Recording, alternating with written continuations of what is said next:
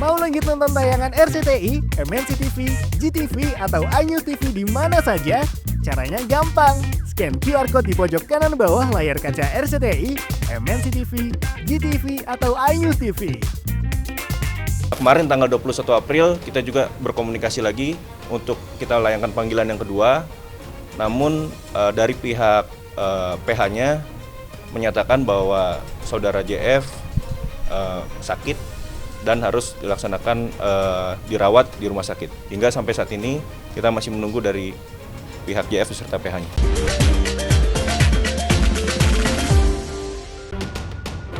Bersiap menikah malah kena musibah. Ya, yang kita sedang periksa dan belum kita tahan ya, dan belum kita juga ini masih kita lakukan panggilan untuk dimintain keterangannya lagi. Itu adalah public figure. Miris nian nasib Ririn Dwi Ariyanti. Impiannya bisa bersanding bahagia menikah bersama kekasihnya Jonathan Frizzy terancam gigit jari. Bagaimana tidak? Bersiap menikah pasca heboh dilamar Ijong di momen ulta akhir Januari lalu. Sang kekasih Jonathan Frizzy harus berurusan dengan polisi. Tak tanggung-tanggung, Ijong diduga kuat terlibat sindikat gelap produk vape menggunakan obat keras berupa zat etomidate. Bahkan calon suami Ririn Dwi Ariyanti itu sudah menjalani pemeriksaan di Polresta Bandara Soekarno-Hatta. Namun saat hendak diperiksa untuk kedua kalinya, pihak Ijong mangkir berkelit dengan alasan sakit.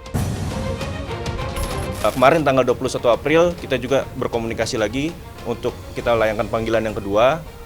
Namun dari pihak PH-nya menyatakan bahwa saudara JF sakit dan harus dilaksanakan dirawat di rumah sakit. Hingga sampai saat ini kita masih menunggu dari pihak JF beserta PH-nya. Ya, sampai saat ini pihak kepolisian masih mendalami keterlibatan Ijong dalam sindikat vape menggunakan obat keras. Jika benar terbukti, Ijong bisa dijerat pasal kesehatan. Lantas benarkah Ijong yang saat ini masih berkelit sakit di rumah sakit bakal dipanggil paksa dan ditetapkan sebagai tersangka?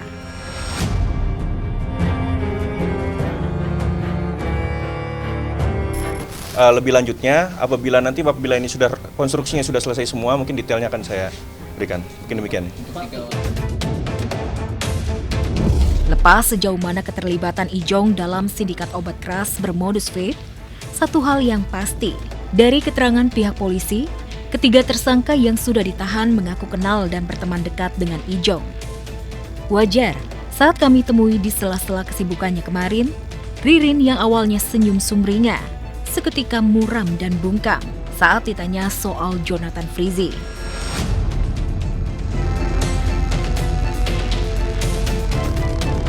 Kemarin dilamar sama Kak Ijong, seperti apa sih kebahagiaannya, Kak? Kebahagiaan seperti apa sih, Kak Ririn?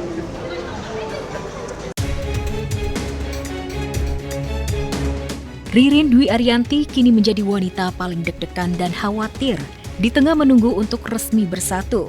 Sang calon suami malah kesandung. Akankah ini ujian jelang menikah atau malah musibah? Pasalnya bukan mustahil, andai Jonathan terlibat, rencana pernikahan bisa bubar jalan. Kasus sindikat obat keras bermodus vape sejauh mana melibatkan Ijong masih jadi teka-teki. Pihak kepolisian terus memburu Ijong. Lantas, bagaimana reaksi sang mantan istri? Benarkah kasus yang mendera Ijong jelang nikah membenarkan segala nyinyiran Dena? Aku nggak tahu ya, aku nggak mau komen soal itu. Doain aja yang terbaik. Ya semoga pokoknya tidak mengurangi, pertama mengurangi finance-nya ke anak-anak, mengurangi kasih sayang, dan juga mengurangi perhatian ke anak-anak. Dan cinta Ustadz Dennis Lim Yunda dapatkan buah hati.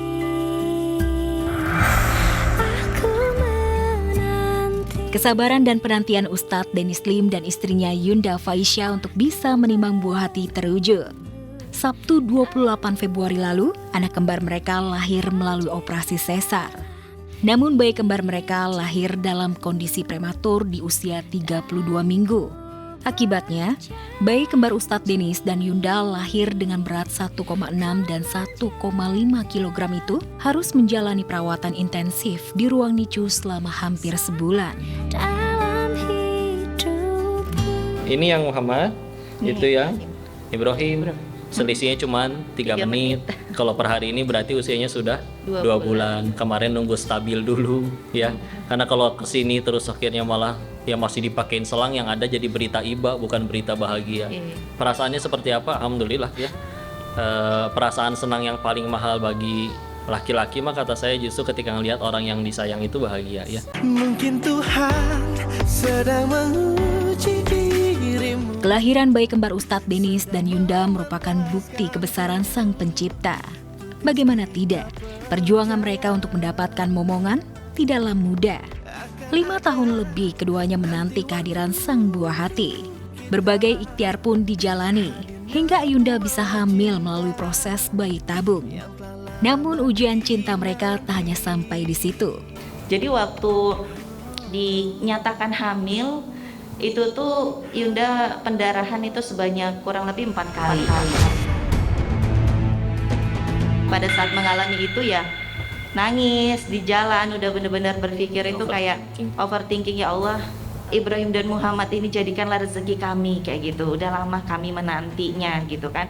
Dan kekurangan kami selama Yunda hamil ya mohon diampuni, dimaafkan gitu kalau memang belum sempurna menjaga di dalam kandungan gitu, jangan diambil lagi. Tuhan telah mengabulkan doa. Kesedihan Yunda pun bertambah ketika mendapati air susunya tak keluar. Tapi peran Ustadz Denis sebagai suami begitu besar dalam mendampingi dan membesarkan hati sang istri.